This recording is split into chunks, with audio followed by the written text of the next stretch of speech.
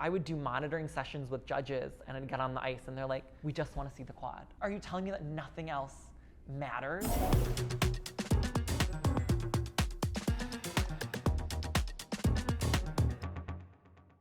I am so grateful to see you. Likewise.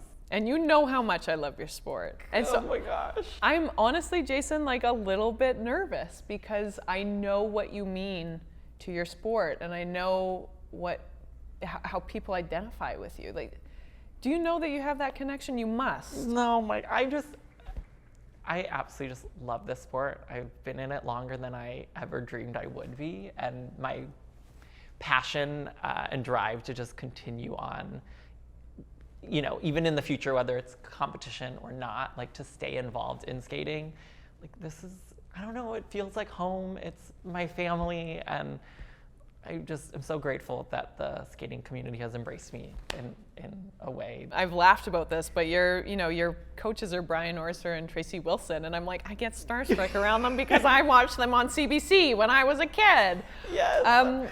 But you do have that X factor, and there's a joie de vivre that I can't even put my thumb on. It's just, you've got it. Have you been like that since you were a kid?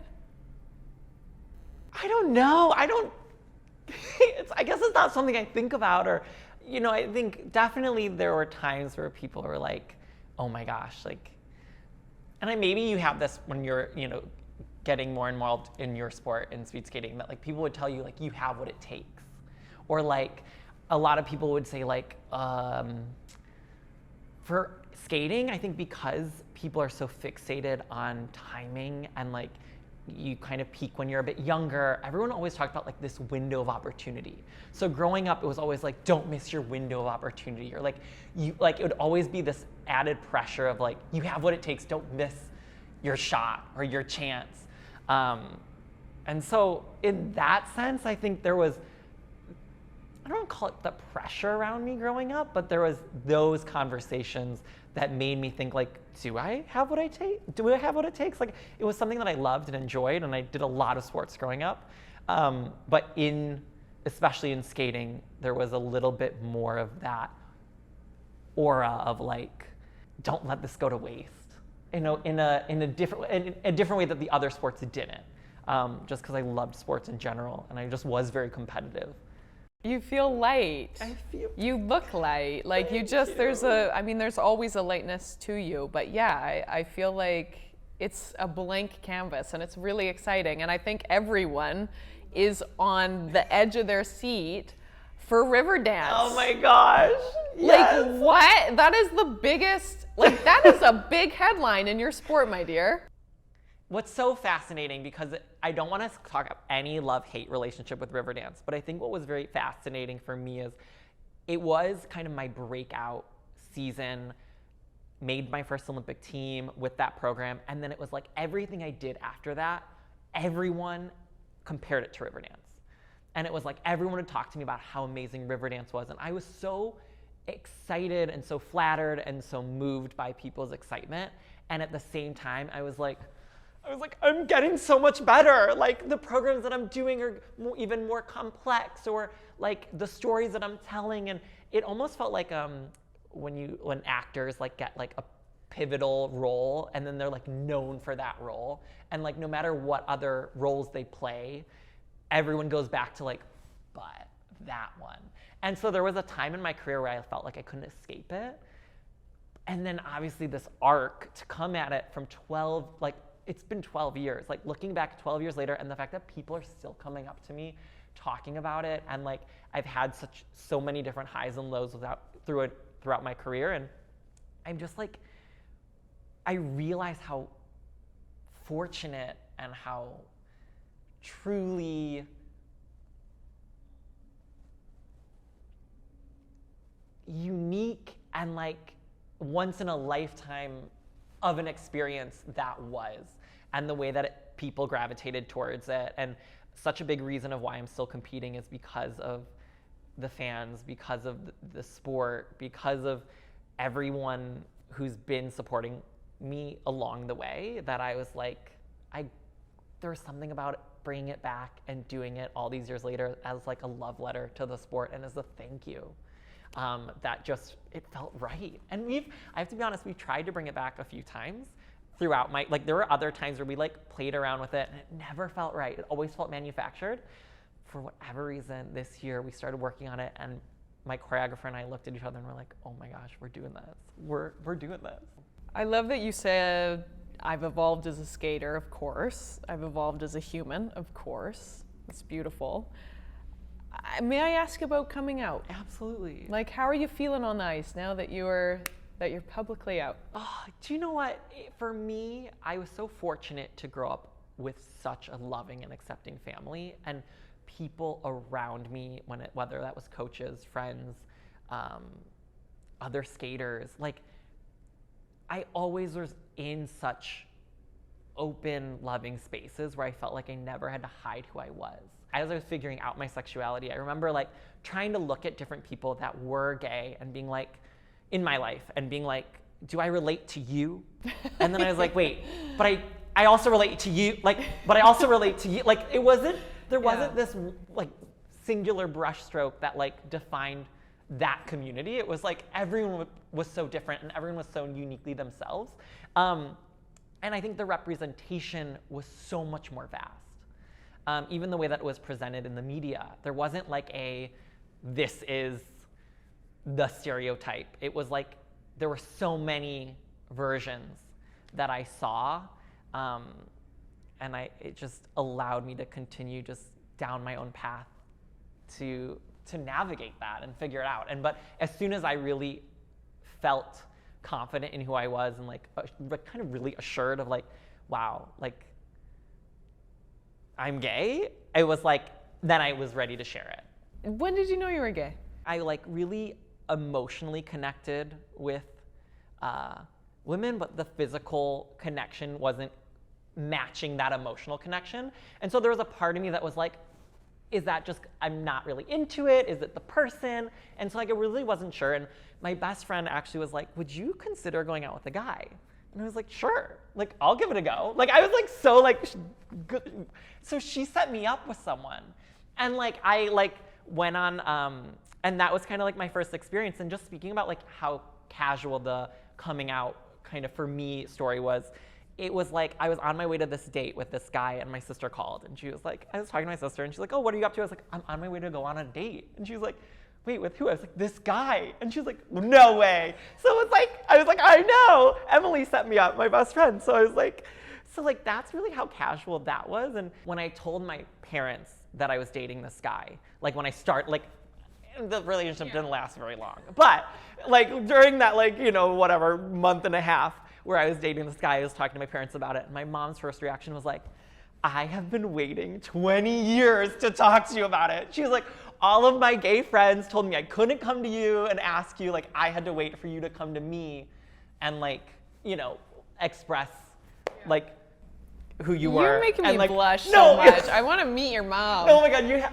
she's the best. But it was just so sweet like that way. Like, so when you talk about like having to conform, it was almost like my parents had to like, they're like, you know, like being like, we really want to ask him about this part of his life, but like we're told like, you know, like we have to like, you know, like wait for him to come to us. So it was like very sweet that way. But yeah, it was just, so that said, the experience that I had with this guy, it really wasn't until after that relationship that I was like, oh, this is different. I am gay. So I think like for me, it really wasn't until then. And I was about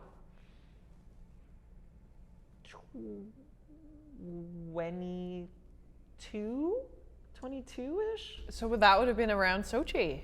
So I was actually 19. You were only 19. Yeah, Gosh, so sorry, I'm bad at math. No, you're great. No, it's my math, not my research. You're great. But yeah, so it was in between Sochi and then the next games that I was at, which was it was, oh my gosh, Sochi happened. And then the next games happened. I'm bad at math now. And then it was like in between the next round. How do you keep positive when like kids that are born in 2008 can do 5 quads? Yeah, it's crazy. I honestly, it wasn't always, I was not always positive about it. And I think there was a part of me that was like, there is not a single field, whether that's in skating or out of skating, where the next generation of kids or the next generation of recruits coming up or people coming for your job, like that is life. People are always going to be nipping at your heels. And you always have to keep kind of reinventing yourself and figuring out a way to keep improving who you are and keep fighting to keep your job. And I think that there was something that like motivated me in that. And at the same time, I had so much respect for the ways in which they were pushing the sport that I was like, Jason, now you have to put value into the ways in which you're pushing the sport and how you can make an impact. And so I really like doubled down on the longevity piece, on the training in a different way, and being excited to try different things and see success, fail, let's learn from it. I got excited to see like how can I keep pushing the sport and showing that the artistry, that the quality matters and that it's valued. And so I think the shift started happening and the way that I looked at it changed versus it being like, it's gold or why am I doing this? And I think also the sport and sports in general are so much more beautiful, and there's so many different types of people involved in it. And like, how awful would it be if people growing up said it's gold or bust? Like, as an athlete, yes, I go into every event being like, I want to win. Like, that's regardless. We go into every event, we want to be taken seriously. Like, if you're showing up, the goal is, yeah, I want to be my best this day and I want to win. That said, when you walk away, that doesn't mean it's a failure if you don't, or that doesn't mean you can't inspire people if that doesn't happen, or like that perspective shift really started happening, and I just was like, I want people growing up in the sport that love it, feeling like there's a pathway for them to succeed and that they matter when they take the ice, and not that like if they can't do 5 quads, well then why am I doing this sport? And I just, yeah, as I said, I respect those athletes so much that have that ability that I like, but I don't want the athletes that don't to sell themselves short, because I sold myself short for so long. I felt so devalued and felt so worthless in parts of my career because I like felt like I was defined by what I lacked. How did you help shift that? It started with my quote unquote implosion. Like, I went to, by the time I got to the US championships on the Olympic year in 2018, I was like a shell of a person. Like, I became, everything I did was wrapped around if I could or couldn't land a quad. And like, I felt completely defined by it. Like, I felt no matter every rink I went into, it was like, that's what people were waiting to see. Every time someone would come up to me who had nothing to do with the sport, but would hear the commentary on TV, would say, oh my gosh, you're the guy that has it all but the quad. Like, it became every narrative, every person I talked to, I would do monitoring sessions with judges and I'd get on the ice and they're like, we just want to see the quad. Like, and I was like, are you telling me that nothing else matters? And like, I wish I had the opportunity, I wish I had the guts to speak up in those moments. But at that time, I just like, more and every single time it happened, it chipped away more and more. Had the worst skate of my life. Started the program like face first into the boards on a quad jump that I had not landed in months. So the fact, like, it was that, like, I was that wired where it was like, I still believed like if I deserved to be on the Olympic team, it would show up if I could land this jump in this moment. I was like, this will be my Olympic moment to like show that like I can rise to the occasion. And I think after that experience, I basically had a huge mental breakdown. Kind of, I thought I was gonna step away from the sport. I stopped, like, I got off the ice for about like 8 weeks, and I just like really removed myself, and slowly that love and that desire to pick up the pieces and rebuild my life, even both in and out of the sport. And that's when I ended up moving here. Like, I was like, if I'm gonna do it, I wanna try something different. I wanna try something new. I wanted to be with coaches that knew nothing about me.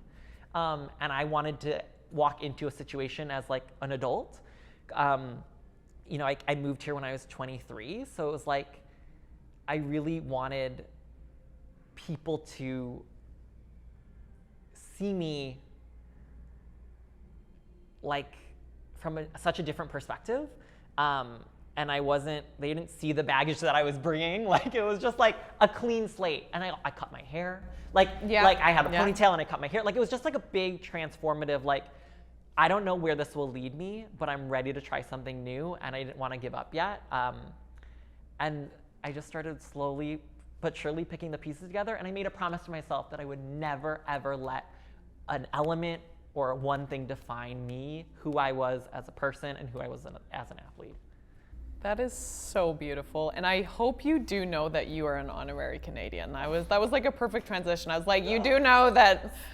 I know you wear the red and white, but red, white, and blue, but there's a lot of red and white in that, right? Like, I competed in Montreal at the World Championships. When they announced, they'll do like little summaries while we're on our 6-minute warm-ups, and they're like, and Jason Brown is coached by Tracy Wilson and Brian Orser. The crowd erupted, and I was like, this is gonna be an awesome World Championships. Like, I just like felt. The amount of love and support and just like, no, I love it here, and I'm so grateful. And when I moved to Toronto, I was like, I talked to them and I was like, I really am just gonna be in this for 4 more years. Here we are going on year 8 because they've made me love it even more. I just continued to just like, they've created such an incredible atmosphere for me to grow, and I'm just so insanely grateful for them. So I'll take being an honorary Canadian any day. Perfect. I am so tickled and touched that we had this conversation, and I think we're gonna go on the ice sometime. Yes! You might have convinced me. I do love this sport. No, we're doing it. It's happening. But get ready. Jason, thank you so much. No, thank you for everything that you have done for this sport. You know how much I love figure skating. Thank you for everything that you've done for career athletes everywhere. And you're giving fans of figure skating a love letter with what you're going to achieve this year. And I just hope that you feel the love back. That means so much to me. Thank you.